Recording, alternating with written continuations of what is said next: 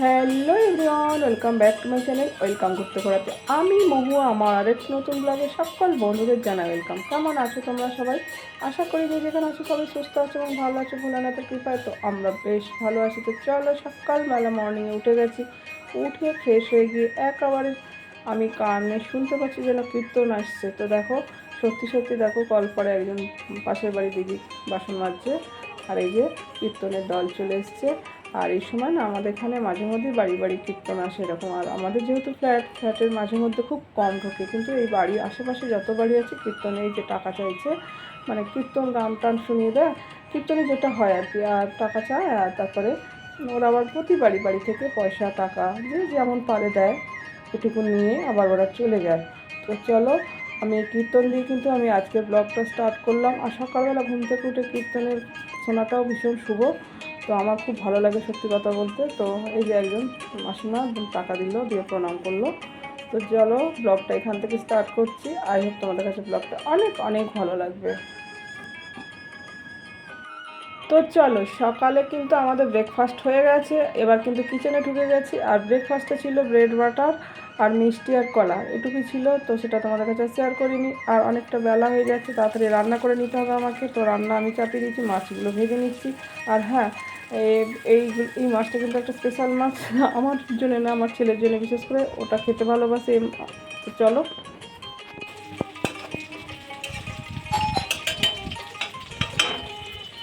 আবার কে আসলো দেখি। বাবা আসছি রে বাবা, রান্না করছি তো। ও, এই যে ছেলে আসলো। বাবা কি রোদ্দুর, এই আলো আসছে। এই যে কী সব এনেছে। এইটাও চশমা বানাতে দিয়েছিল, এই যে টাইটানের, দেখতে পাচ্ছ কি, টাইটানের চশমা বানাতে দিয়েছিল। এটা মানে কিছু ফলটল আছে, আমি এখন রাখি। আর এই যে আমার ছেলেটা মহারাধনও চলে এসেছে। মহারাধনও চলে এসেছে, গিয়েছিল অনেক আগে। তো আমার রাখি এখানটা, তুই পরে এখান নিয়ে ঘরে যাস। আর আমি রান্না করছি, অ্যাকচুয়ালি দেরি হয়ে গেছে আজ খুব। আর এরকম একা মানুষের কী বলে, বললে তো হবে না, এখানে একা হলেও সব কাজ করতে হবে সবাইকে। মাছটা আমি ভেজে নিচ্ছি তাড়াতাড়ি, এদিকে ভাতটা কিন্তু ফুটে একটু ধরেছে। এই যে আমি কিন্তু এবার চিংড়িগুলো ভেজে নেব, লবণ হলুদ মাখানো। আমি সব কিছু কেটে বেছে সবসময় বলি, কেন কেটে বেছে না করলে তাড়াতাড়িতে রান্না তো আমি মানে পেরে উঠবো না। সব কিছু কেটে বেছে ধুয়ে পরিষ্কার করে নিয়ে একেবারে রান্না শুরু করে দিই সবসময়। এটা আমার প্রতিদিনের নিয়ম, রুটিনের মধ্যে। চিংড়ি মাছটা ভেজে নিচ্ছি। আর এইদিকে আগে এই মাছটা কিন্তু মানে খুব সুন্দর মাছ। এই মাছটার আর একটা গুণ আছে, এই মাছটা এখন নাম বললাম না, খাওয়ার সময় বলবো।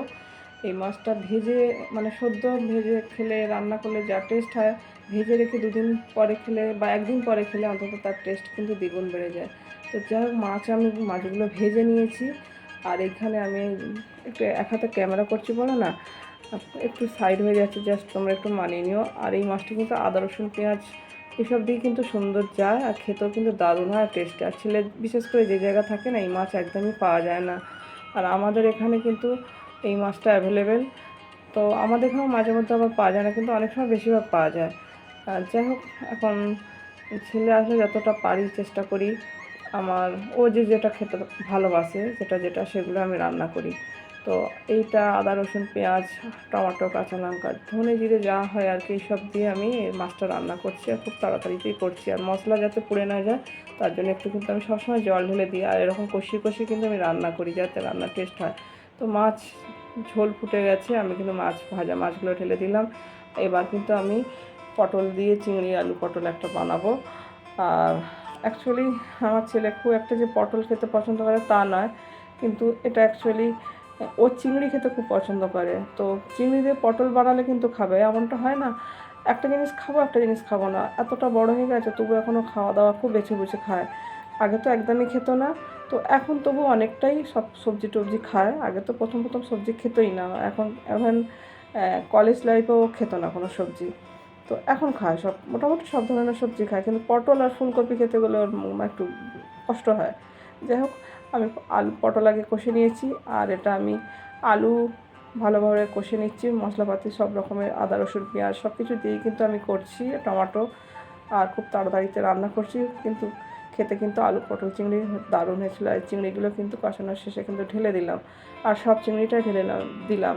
চিংড়ির পরিমাণটা কিন্তু অনেকটাই ছিল। আর কি বলো তো,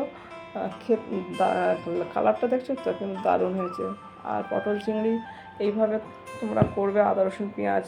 আর আমি এতে কিন্তু একটু গরম মশলাও দিই কিন্তু শেষে, আমার হোমমেড গরম মশলা। এই শেষে কিন্তু একটু গরম জল দিলেন, আর উষ্ণ গরম জল আমি তরকারিতে সবসময় দিই, যাতে টেস্ট হয়। অ্যাকচুয়ালি তাড়াতাড়ি সিদ্ধটা ভালো তাড়াতাড়ি হয়ে যায়, আর টেস্টও ভালো হয়।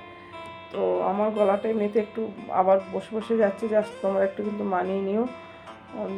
দেখো পটল চিংড়ি কিন্তু একটু ফুটে উঠলে কিন্তু তারপরে কিন্তু নামিয়ে নেবো। দেখো পটল চিংড়ির কালারটা দেখো, জাস্ট বাবা, খেতে হয়েছিল কিন্তু সেই।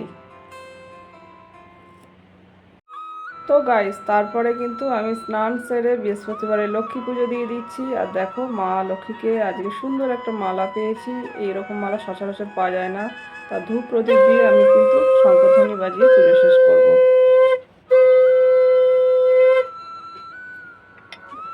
আর শেষে ভগবানকে প্রণাম করে নিচ্ছি, আমার পুজো যেন গ্রহণ করে, আর আমার ভুল ত্রুটি হয়ে থাকলে ভগবান যেন আমায় ক্ষমা করে দেন। মালা কথা মনে করে বসে নানা কথা শক্ত করে রকম হেনকালে বিনয় আসমনি বানানো শক্ত কইলা পুস্তক বারবার করে পরিবর্তন হতে কইলে আমার নানান প্রতি কর্মাতে কামন তোমার বিচার বিচার চঞ্চল চক্র কে দাদা দাদা পলকে তাদের তবে না নাই কোনো স্থিতি মত সেটা সবাই সে দুর্গতি। তো গাইস, আমার কিন্তু বৃহস্পতিবারের পুজো দেওয়া হয়ে গেছে। আর এই যে এটা হচ্ছে চেলা মাছ, তোমাদের বলেছিলাম না চেলা মাছ, এটা সাইজটাও বেশ বড় আজকে পেয়েছি। উচ্ছে ভাজা, চেলা মাছ, চিংড়ি পটল, সালাড, আর এই হচ্ছে লেবু। এই হচ্ছে আমাদের আজকে লাঞ্চে। তো বন্ধুরা, আমিও কিন্তু লাঞ্চে বসে গেছি। আর এই যে ছেলে আবার এসেছে ছুটিতে। তো এই যে হাই, তো সবাই হাই হ্যালো এখন করছে দুপুরবেলা। ছেলে যদি আগে একবার হাই করেছে, ও বাইরে গেছিলো একটু চশমা বানাতে দিয়েছিল, ওটা নিয়ে আসতে গেছিলো। আর আজকে আমাদের লাঞ্চের মেনুগুলো তোমাদের কাছে একটু শেয়ার করে দিই তাড়াতাড়ি। অ্যাকচুয়ালি রান্না করেছি উচ্ছে ভাজা, এটা চিংড়ি পটল, আর এটা এখানে কী মাছ এটা জানো? চেলা মাছ। চেলা মাছ এই দিয়ে কিন্তু আমাদের লাঞ্চ। আর এই যে সালাড, লেবু, এই হচ্ছে আমাদের আজকে লাঞ্চের মেনু। তো এই দিয়ে কিন্তু আমরা লাঞ্চ শুরু করবো। খাওয়া দাওয়া শুরু করো। আগে তিতো দিয়ে খা, তিতো দিয়ে আগে খেতে হয়। তিতো দিয়েই খাচ্ছি। লাইটটা কম থাকে। তো খাওয়া দাওয়া শুরু করি।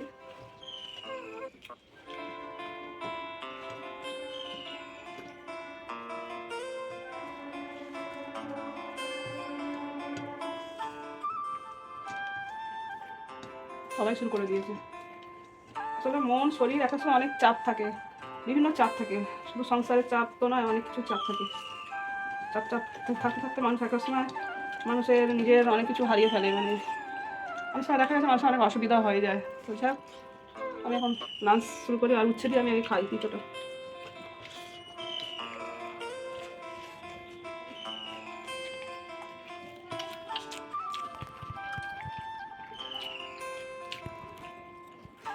আমার গুণধর ছেলে খাচ্ছে, দেখো আরে চুল দাড়ি কেটেছে, ভদ্রলোক হয়েছে, নাহলে এক গাদা দাঁড়িয়ে রাখো সবসময়। গুণধর ছেলের অনেক গুণ আছে, বুঝলে তো। মা বাবাকে ভীষণ ভালোবাসে, বুঝেছো তো। কিন্তু রেগে গেলে চণ্ডাল। ওই যে ভোলে বাবার, মহাদেবের ভক্ত, রেগে গেলে চণ্ডাল। আর মা তো ভক্ত, ওই জন্য ছেলেও ভক্ত। ভোলে বাবার ভক্ত বলে চণ্ডাল। অ্যাকচুয়ালি যারা হয় ভোলে বাবার ভক্ত তারা চণ্ডাল। আমি নিজেও রেগে গেলে এমনি ভালো, এমনি খুব ভালো মনের মানুষ আমরা। কিন্তু আমি ভোলে বাবার ভক্ত হলে আমি চণ্ডাল, আমার ছেলে ভোলে বাবার ভক্ত হলে ও চণ্ডাল। চণ্ডালে মা ছেলে ঝগড়া হচ্ছে, এই রাগ হচ্ছে, বুঝেছো। আবার মিল হচ্ছে, কেউ কাউকে ছেড়ে থাকতেও পারি না আবার, বুঝেছো। তাই নাকি হাসতে দেখছো? আসলে অ্যাকচুয়ালি আমার ছেলে যাতে আগে একটু দেখতে পারিস তো, ইন্টারভিউর কাজ হচ্ছে তো। তো ও সময় অ্যাকচুয়ালি পায় না, যেটুকু আসে একটু বাড়িতে সবাই খালি বলে তো আমি খাই দায় রেস্ট করতে আসি বাড়িতে। তো আমি ওই জন্য কিছু বলি না।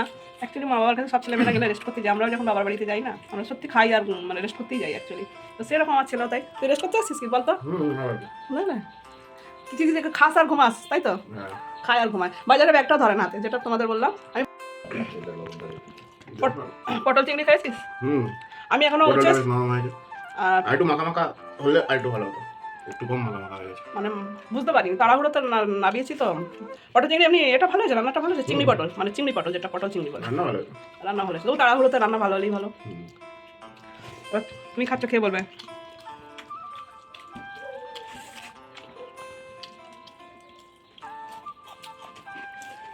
চিংড়ি পটল কেমন হয়েছে বলো? ভালো হয়েছে। ওদের খাইয়ে খুশি করতে পারলে ভালো বললেই আমার ভালো। ওই জন্য বলি তোমরা রিয়েলটা বলবে, যদি ভালো হয় তো ভালো বলবে, খারাপ হলে খারাপ বলবে, কারণ আমি সত্যিটা শুনতে ভালোবাসি। চলো খাওয়া দাওয়া শেষ করি।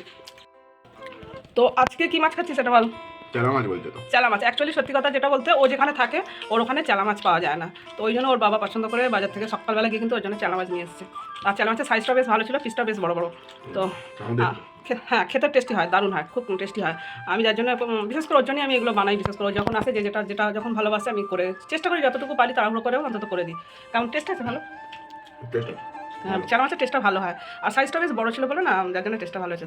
তো যাক আমরা ও তো গাইস, ভিডিওটা টানছি না, ভিডিওটা আজকের মতো এখানে এন্ড করছি। ভিডিও যদি ভালো লেগে থাকে অবশ্যই একটা লাইক কমেন্ট শেয়ার করো এবং চ্যানেলটিকে সাবস্ক্রাইব করে পাশে থাকা বেল বাটনটি অবশ্যই অল করো। আমি যখন নতুন ভিডিও নিয়ে আসবো সবার আগে আসবে তোমাদের কাছে নোটিফিকেশন। যে যেখানে আছো সবাই সুস্থ থেকো, ভালো থেকো, ভালো থেকো, লাভ ইউ, আন্টি, টাটা। পরবর্তী দেখা হচ্ছে নেক্সট ভিডিওতে।